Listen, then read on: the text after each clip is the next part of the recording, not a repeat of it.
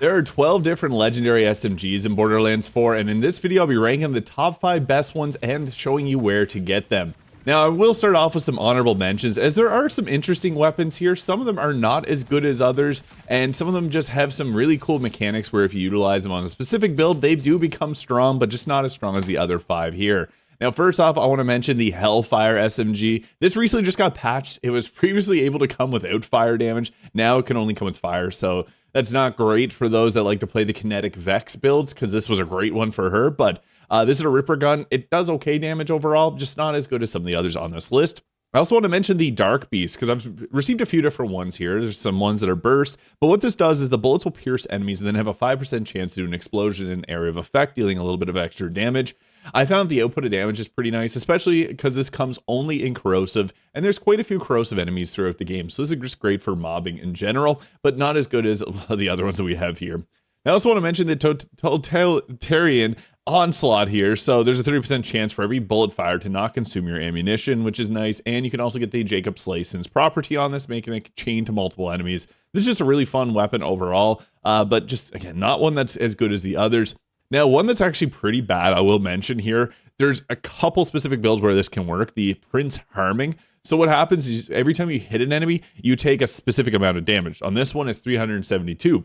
And then when you take out the enemy, you get half that amount back as overshield, which is okay on some builds that utilize overshield, and you can swap to another weapon that will be on this list that benefits from having overshield. If you go with the Harlowe, put ice on its skill tree, that can mitigate the damage a little bit, but I don't think that this one is really good outside of maybe just using it on that build. And the Frangible is an okay choice, one of my last choices, but for a legendary one, this one's just meh. Now for our 5th best submachine gun, we have the Oh My God. This is only going to come with shock damage on it, but it is actually pretty interesting in how it works. So whenever your energy shield is active, it gives you plus 50% damage by consuming the shield's energy instead of ammo. But whenever you have overshield, your energy shield will not deplete. So this works very well on specific builds that revolve around getting overshield on your character. This can work decently well with a Teen Witch class mod for Vex, where she can get overshield with her lifesteal. You're not going to get lifesteal with this gun, but you can swap to it once you have your overshield up, and then it has infinite damage. And the shock damage from this is actually pretty high, so it's nice if you can get that off, but it's only really useful on specific builds and against bosses that have high shields. Now it's really cool because it shoots out a little beam like this, but you got to be careful because that beam actually can damage yourself. It does run out of bullets fast, you can see there, if you don't have overshield up, so this is very bad outside of very specific builds as mentioned. That's why I'm only going to put it in 5th place here, because you can see there I was unfortunately able to damage myself, and that ended up downing me, and without having that overshield you do very pitiful amounts of damage, but you just got to be very careful while utilizing this gun. It is decently alright, but out of all the ones that we have on this list, there's actually some better shock damage ones, and you are confined to using this. You won't run out of ammo though whenever you have your overshield up, which can be pretty fun, but it's very situational at best, and that's why it's keeping it from a bit higher on this list, where we can utilize some other builds that are a little bit more fun to play with. So unfortunately, this one will be delegated to specific builds only, and if you're not going to utilize those, you're better off with really any other SMG on this list. And if you want to get one for yourself, it's actually a story boss that you would have fought earlier in the game. So there's a little spoiler alert here, and warning over. You have to go up here and fight the second Ripper Queen fight, which is in the Elpis Orbital Shatterfield here up by the moon called Throne. So yeah, she has the best chance of dropping it, but you can get this from any random drop as well. In particular, I don't love farming this boss because it does have invincibility frames and invincibility sections of the boss fight, which does slow things down if you got a really powerful build that you just want to shred through things. So you can check out my video on the best farming locations. If you want to find some better locations, you may have some greater luck finding this. For our 4th place, this is really hard. It was between the Looty Mad Lad here and the Burt's Bees. They are very similar in their application, but they play a bit differently. And for our 4th place, I am going to go with the Looty Mad Lad. Now, this is actually pretty crazy on a few specific builds, but it works for everyone. The reason this gun is so good is that it heats up. It does heat up quickly, but it cools down quickly as well. So what you can effectively do is continually keep firing it almost infinitely with the gun. So you see there, it builds up fast and builds down fast. You will get in a habit of building it up and then bursting it back down. So as long as you're like clicking and letting go, this gun can just continually keep firing. It's great on any type of build that you're required to put out a lot of damage. So like the neutron capture from Harlowe, you can see there, even if you do happen to reload it, it's not too long of a time that it takes to reload. but this is best utilized on any type of build where you can actually stack up a ton of damage quickly with it. So like, again, the neutron capture from Harlowe is great for this because you're able to put her action skill quickly on every single bullet. And I also like it on any type of Vex build because it's going to be able to do her bleed damage, which gets absolutely pretty crazy here. So it's a decent choice, but I do think there's some better options in the game.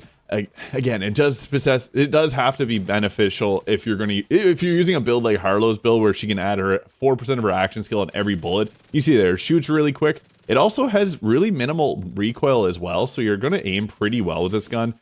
As long as you're smart enough to be able to pull off the trigger and just continue to keep bursting, you're going to have a good time with this weapon overall. I do think it is quite strong, but it does lack in certain aspects compared to some of the other guns like the Burst Bees, which we'll get into where it lacks. But you can also get it to consume shotgun ammo, which is kind of nice too. When in its shotgun mode, that's where it really starts to shine because those pellets take up a lot of extra damage. So yeah, it's a good one, especially if you don't use a shotgun on your current build, because you can swap to it and then get those really crazy shotgun blasts out of it.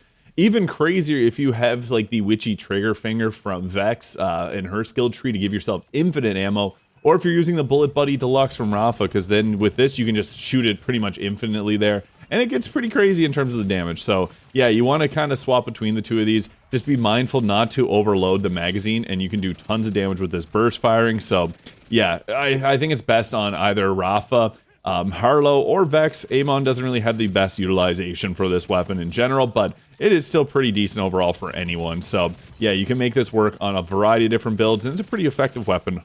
And you can find the Looty Mad Lad at the Tipping Point Order bunker here. You got to fight the Mimicron there, and it has a decent drop rate. But I also like to go to the Ripper Drill area here, as I find it has a good drop rate from here as well. Now, I did previously spoil that our number 3 will be the Burst Bees, and this is actually a really good weapon. It's a close range only weapon where you're not penalized like using the Oh My God. With this, you do get the option of getting the Jacob's License accessory, which is the best addition on any type of weapon you can get in this game. Just be mindful that the DPS number drops heavily if you do have this. So this one's at 3,859 DPS, whereas if we look at our other one here that I do have in my inventory, this one is lacking that, and it has 7,680 DPS. This is the TDR License accessory, shooting throwing guns, shoots enemies out of its ammo. So you can get a higher damage one, 46 bullets in the chamber. This one only has 30. But this will also come with a taser. So you can actually get a wide variety of different ones. You can get fire damage, you can get corrosive damage on it. But what I like most about this is with a lot of the items in this game, they really benefit from using the enhancement here from Jacobs, which will give critical hits a bonus stacking of damage and a chance to ricochet non-critical hits. So you can actually get this to bounce around enemies really fast. Now, you do have to be pretty close range to be able to deal damage with this, but yeah, being able to chain this around to multiple enemies is really nice. I do prefer going with one without any elemental damage on it. That will also reduce the total damage that you get, as I like to play Vex, and she really benefits from these there that are not applied with any type of extra damage, because then she can get her bleed off, and that's just way more powerful. We can see there, it's actually a pretty solid weapon. I'm in Ultimate Vault Hunter 1 here, and yeah, it does shoot out those little bees there, so it's great for mobbing. It's still pretty decent for bosses, because if they get up close, you're going to hit them multiple times with this, and that can be pretty crazy damage. So yeah, it's a pretty fun one, especially if you can get some critical hits off with it, because then they're just going to bounce around to multiple enemies, and you can just destroy enemies pretty quickly with it. And this one is another gun where aiming is a little bit less needed, kind of like the stray sniper rifle, because they'll almost home in on enemies there. So yeah, it can be pretty good in terms of its overall damage, coming with multiple different elements too. So if you get a fire or a shock one, that can be nice as well. Although I do like to play Vex, so again, I mentioned using just a regular old one with no extra elemental damage can be nice too. But you see there, very wide range that it can shoot and hit enemies from, and it almost like those whirling pellets will hit enemies a little bit more easy without having to aim. So that obviously boosts up this weapon overall, because you can just play it a little bit more safe, and it works on a variety of different builds as well. It does fire fast too, and you can get so many different versions of it. So, and the Burst Bees has an increased chance of dropping from Sludge Maw, which is a pretty easy boss that you can go and repeatedly farm here. However, it also will drop from anyone too, but this is your highest chance of getting it here. As much as I really wanted to put the Plasma Coil in our number 1 place, because this one, I got it early on in Borderlands 4 in my playthrough, was happy to get it because this is a gun that comes from Borderlands 3 as well, and it hits hard. So you see the DPS number, and it can actually vary quite a bit. Some of them will have high DPS, like you can get upwards of 9,000. I got them on different ults with upwards of 9,000 at level 50 here. and it can only come in shock and radiation, which I think is actually pretty good because radiation works on a variety of different builds, and shock's great for bosses that have shield.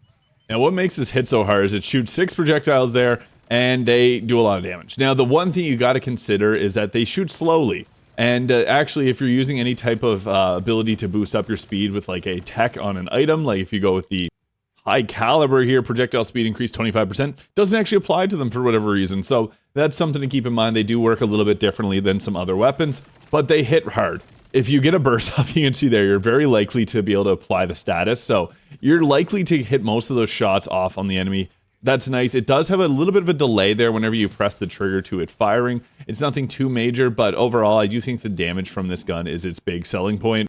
It also has an extremely fast reload too, so you're almost going to be constantly pressing, or if you press and hold down the fire button, you see there, it's almost instant with the burst that it does. So yeah, this one is just a very powerful weapon overall. It works on every build basically in the game, just because it has the 2 elements there. I love being able to swap between them depending on what you're going up against. If you're just regular mobbing, it's better to go with the radiation damage, but if you're going against a boss that has shields, obviously better to bring out the shock. But you're going to see here, it just does insane amounts of damage to enemies, especially, obviously, the crit knife does boost things up quite a bit. It can't get any of the Jacob's licensed accessories. That would have made it the best weapon in the absolute game, but yeah, it can do crazy damage, and it's unfortunately not going to be our most powerful weapon in Borderlands 4, because there are some other ones that are much stronger, but you can see there's no real downside to this weapon. It just reloads fast, shoots fast, does a lot of damage. I guess the bullet speed is the only real downside. You do want to utilize this more so at close range. You can see there, it's a little bit challenging to hit your shots at range, but if you're up close, it does a great job. And I should mention, it does actually shoot 8-round bursts on 6-round burst, but the worst part about this gun is farming it is not easy. You have to fight the primordial timekeeper here, so going to Upper Dominion. It's a pain in the butt to farm, but I would say it's absolutely worth it. I actually got lucky with a drop early on in the game. I got it while just exploring, and yeah, you can find it for randomized loot if you don't want to go against the final boss. And for our absolute best weapon in the game, it's rather annoying to farm it. However, the Chaosin is very strong. Now, any type of the Torg underbarrels has been very strong in this game. This one actually has a few different roles that you can get for it. So the Torg licensed sticky magazine there in the bottom fires sticky gyro jets that explode on reload or when switching modes, which increases explosion damage by 2% each. It can go upwards of 4%, so that's actually a pretty huge boost to your damage. This is not the best one. It can also spawn with different elementals, so that's nice too. And this also has the ability to fire tracker grenades so that you don't even have to aim. Now, what makes this so great is that with some different builds, you can actually delete bosses with just firing your gun and then reloading one single time. And I'll give you kind of an example of what this looks like. So yeah, you got the fire there. It does like literal no damage until you reload your gun. So you can see there, we got them all covered with them. And then boom, you reload and then they start to explode. So that can be pretty nice. And then you can also go ahead there, fire your sticky grenade onto them so that you don't have to focus on aiming. They're just going to all track onto them. So yeah, it can get pretty nice there, but yeah, I guess I pulled out this here. This is where it gets crazy, but I recommend pairing this with a few different skill trees. So Vex is, I guess back to Vex and her witchy trigger finger, being able to reload this by using your Eldritch Blast. You can just fire it, shoot your Eldritch Blast, fire, shoot your Eldritch Blast, and then boom, there you go. And also with the Bullet Buddy Deluxe from Rafa, that is another really great way to utilize that. So again, really nice, but I think the best part is putting that tracker on, just because then you can again shoot like that if you wanted to, and you're going to be dealing damage to the boss there. So pairs very well with anything that gives you that infinite shots off, because the damage potential is pretty crazy. We're not seeing anything supernatural here, but yeah, once you get a full stack of the Torque stickies on a boss, the damage just becomes nuts. So with specific builds, it can be pretty strong.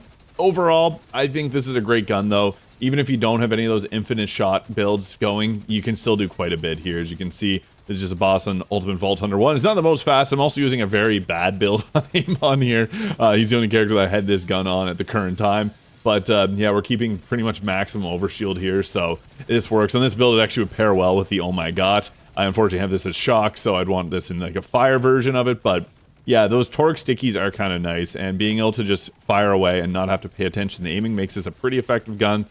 The worst part is you do have to go to the Ark of Origo here in order to get the Chaosin weapon, but you can also farm this from any other location in the game, so I'd recommend checking out my best farming locations video to make this a little bit easier. There you have it. So yeah, this is, I honestly think, the strongest weapon in the game. just because those torque stickies are so good. And if you can get a bunch of power-ups and even stronger versions of this, like this isn't even the best I've seen or used in my characters, but yeah, it becomes pretty nuts. So let me know your favorite SMG in Borderlands 4, what type of video you'd like to see next. I'm thinking either probably assault rifles or pistols, something along the lines of that. But let me know your thoughts in the comments. Hit the subscribe button below if you haven't already, and I hope you have a great day. We'll catch you in the next one.